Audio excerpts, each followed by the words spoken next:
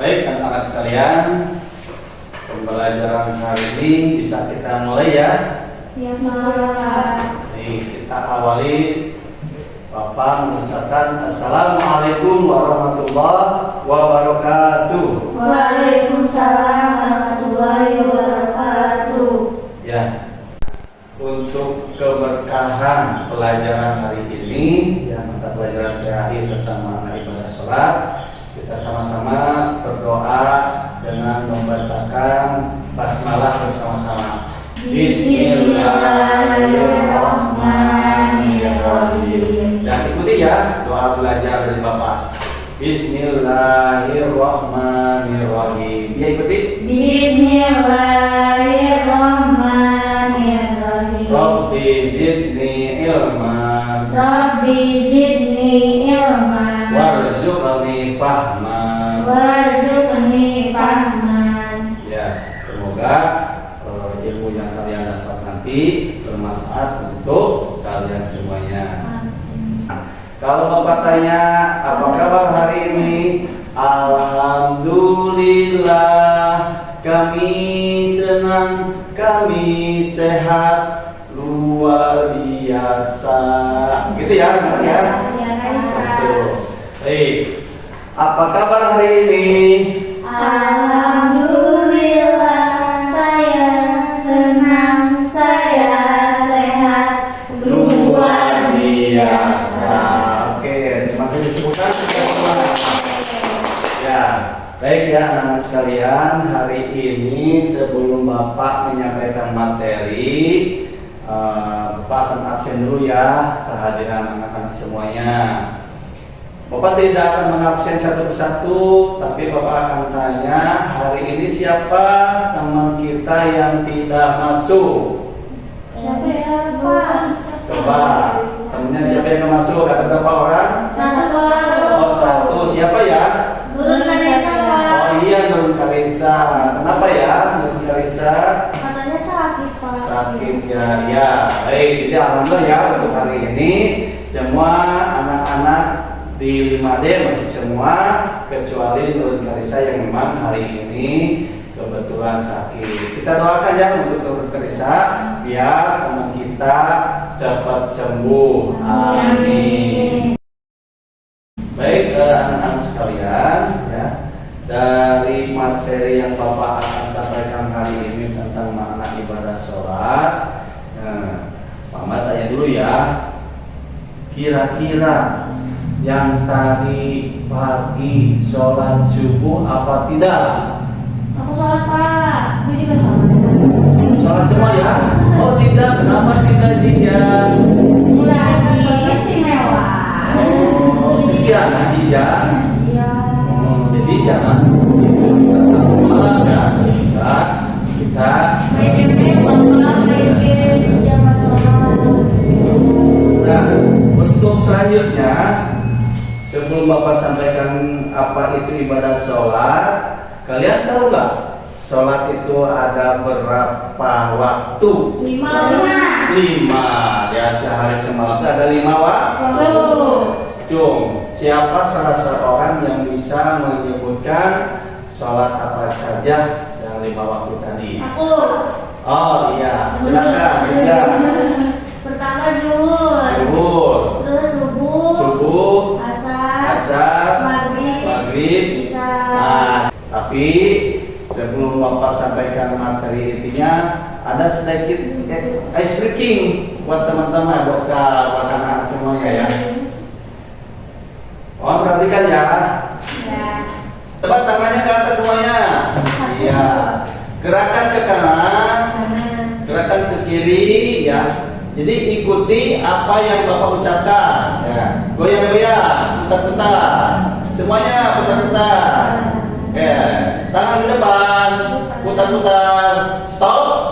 Nah, jadi perintahnya adalah ikuti apa yang Bapak ucapkan. Putar lagi ke atas, putar yang kencang, stop.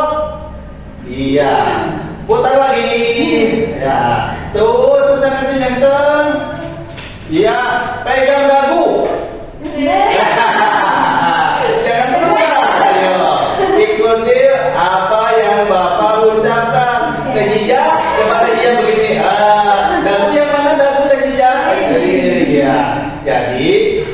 terpengaruh dengan gerakan. Perintahnya apa tadi? Ikuti Apa yang Bapak ucapkan? Bapak ucapkan perintah pegang dagu. Jangan ikuti gerakan Bapak. Ya, oke. Silakan semuanya. Oke. Lanjut ya. Sekarang Bapak tunjuk ya. Bija. Berapa rakaat untuk sholat zuhur, maghrib, dan isya? Zuhur 4, Iya. maghrib 3, Iya. isya 4. Iya. Kalau satu lagi, coba Siska, berapa rakaat untuk sholat subuh? 2. Aduh, pintar semua ya. Jadi kalau kita sudah terbiasa melaksanakan sholat, tentunya kita akan memahami makna sholat dan juga hafal sholat apa yang 5 waktu itu dan juga berapa rakaat. Baik anak-anak sekalian, Bapak sayangi, Bapak cintai. Nah, hikmah sholat ya di sini selalu mengingat Allah Subhanahu wa Ta'ala. Bagaimana kalau yang terbiasa melaksanakan sholat, tentunya kita selalu mengingat Allah. Yang kedua, mendekatkan diri kepada Allah Subhanahu wa Ta'ala itu ya dengan melaksanakan sholat. Berarti kita dalam rangka mendekatkan diri kepada Allah melalui berdoa. Yang ketiga, disiplin waktu tepat sekali. Karena kan kita sudah tahu ya bahwa sehari semalam itu sholat dilaksanakan 5 waktu dalam sehari semalam. Nah di sanalah kita disiplin waktu, bahwa waktu zuhur misalkan jam 12, waktu asar misalkan jam 15.30, waktu maghrib jam 18. Nah itu bisa diterapkan dalam kehidupan kita sehari-hari, disiplin waktu.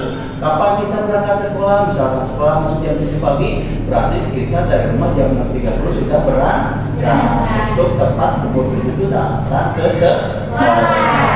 Yang keempat, menjadikan hidup kita bersih, tentu karena kan syarat untuk sahnya sholat itu kita dalam keadaan bersih, dalam keadaan suci. Tentunya kita selalu melakukan hal-hal yang baik, yang bersih seperti itu.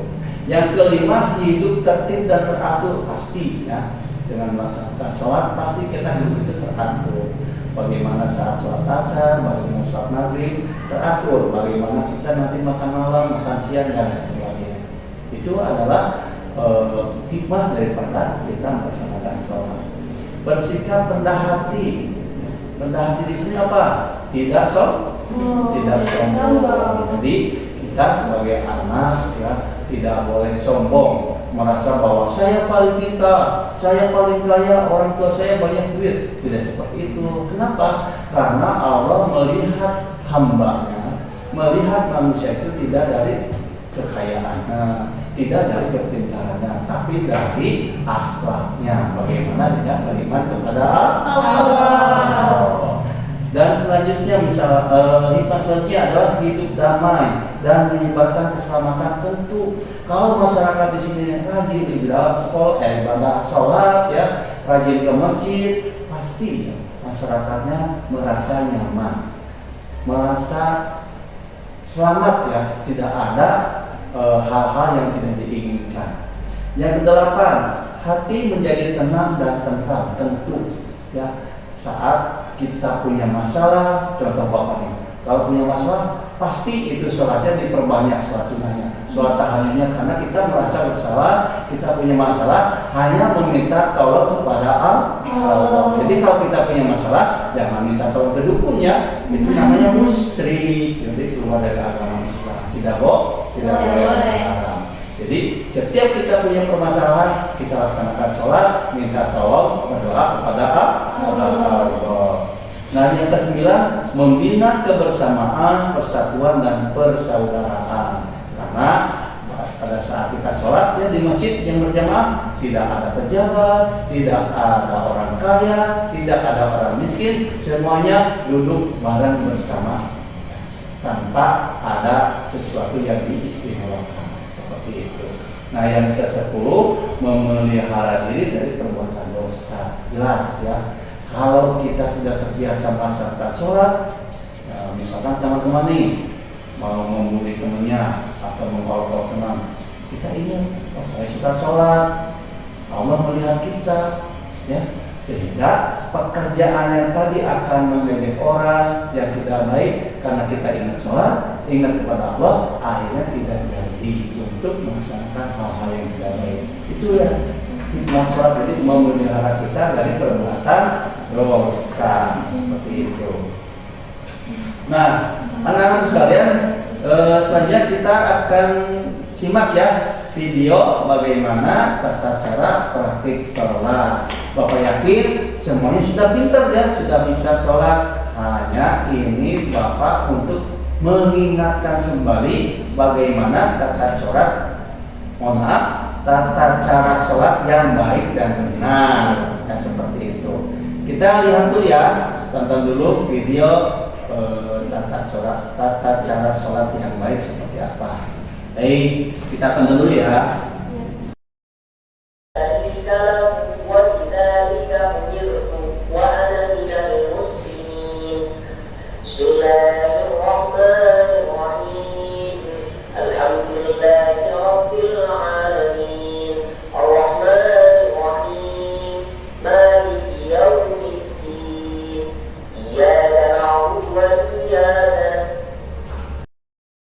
Ya, anak-anak, ya, demikian ya penjelasan, walaupun di sini masih ada satu materi lagi, tapi sebelum Bapak sampaikan satu materi ini, kita akan diskusi dulu nih. Bapak punya pertanyaan untuk kalian semua. Kan kalau sholat di rumah atau sedang berada di rumah atau di lingkungan sendiri, kan sholat itu bisa di rumah ya, ataupun di masjid. Nah, sekarang Bapak tanya, kira-kira menurut kalian nih, kalau kita sedang di perjalanan, sementara waktu sholat sudah tiba untuk melaksanakan sholat, nah itu bagaimana caranya? Ya, pernah dengar kan ada bagaimana kalau sholat di perjalanan itu dijama atau diqosor ya? Silakan diskusi ya. Bagaimana tata cara sholat ketika kita berada di perjalanan, jadi jauh dari rumah, jauh dari tempat ibadah, saat naik mobil, naik kapal laut ataupun naik pesawat. Bapak bentuk ya jadi 2 kelompok.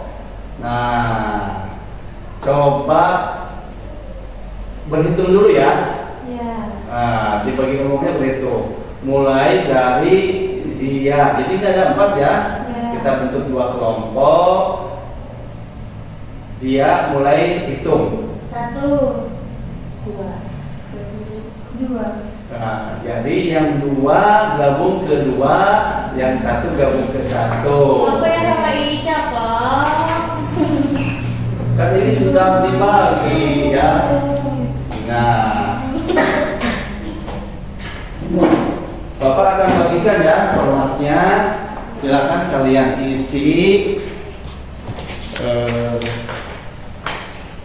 Ini ada formatnya, silakan isi bagaimana kita melaksanakan sholat pada saat di perjalanan. Silakan berdiskusi di antara kelompoknya.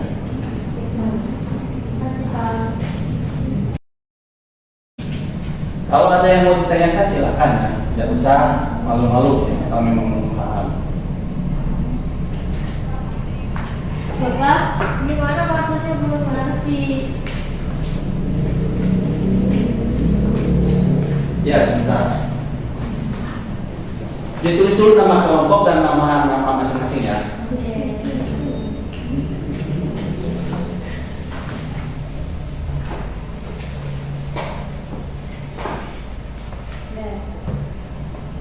Berapa? Jangan lupa kelasnya, harinya.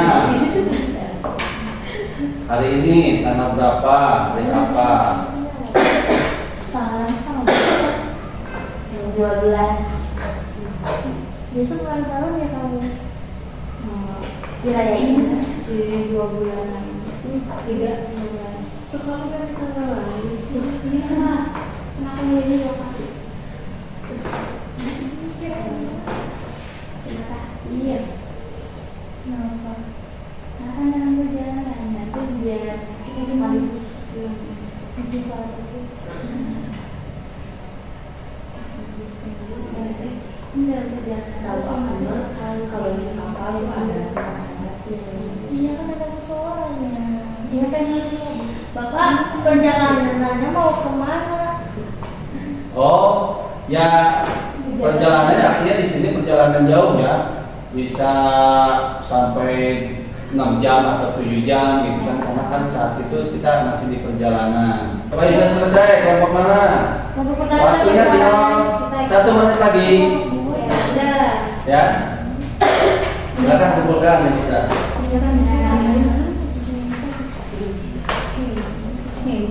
Nah ya. Oke, satu lagi. Terima kasih. Ini sudah dikumpulkan 2 kelompok. Ternyata ya setelah Bapak periksa dari jawaban kedua kelompok ini mendekati benar semua. Bahwa kita bisa mengisi diri karena membaca, karena ada di buku mata pelajaran. Anak-anak sekalian, di materi terakhir Bapak akan sampaikan ya yang sudah Bapak jelaskan tadi, bahwa salat itu adalah doa. Salat itu adalah tiang agama. Jadi manusia itu menentukan kuat atau rohnya agama ya. Tadi Bapak jelaskan perintah salat itu menjadi rahasia langit ya. Jadi pahala salat itu hanya Allah yang mengetahui ya, seperti itu. Takut dan harap karena Allah, orang yang tahu diri karena itu tahu siapa Tuhannya ya. Kita selalu merasa diawasi. Lupa diri itu karena tidak melibatkan Allah dalam hidupnya. Dia tidak pernah sholat setelah jadi lupa pada Allah. Seperti itu ya materi dari pembelajaran PAI hari ini tentang makna sholat. Nah, anak sekalian, terakhir ini ada doa agar kita dicintai Allah dan dicintai orang yang mencintai Allah. Ya, kita sama-sama baca ya. Lihat nggak? Iya Pak. Ya, sama-sama baca ya. Sudah bisa kan? Ya. Bismillahirrahmanirrahim. Allahumma inni as'aluka hubbaka wa Man yuhibbuka wal amalal ladzi yuballighuni hubbaka. Allahumma ja'al hubbaka ahbab ilayya min nafsi wa ahli wa minal ma'il marid. Ya Allah, sungguh aku mohon padamu cinta padamu dan cinta orang yang mencintaimu dan amalan yang mengataku cita-cita. Ya Allah, jadikan kecintaan aku kepadamu lebih aku cintai daripada cintaku pada diriku sendiri, keluargaku dan air dingin sekalipun. Hadis riwayat Ahmad bin Tirmidzi. Ya, anak saya selesai materi pembelajaran PAI pada hari ini. Ya, semoga apa yang Bapak sampaikan dapat diterima dan merupakan ilmu yang akan kalian dapat untuk masa depan kalian. Semoga bermanfaat dalam kehidupan kesehariannya. Sebelum ditutup kita berdoa dulu ya. Tapi coba ikuti Bapak dulu ya. Oh la la la, Oh la la la, oh lele le. oh lele, Duduknya yang rapi, duduknya yang rapi, suara disimpan,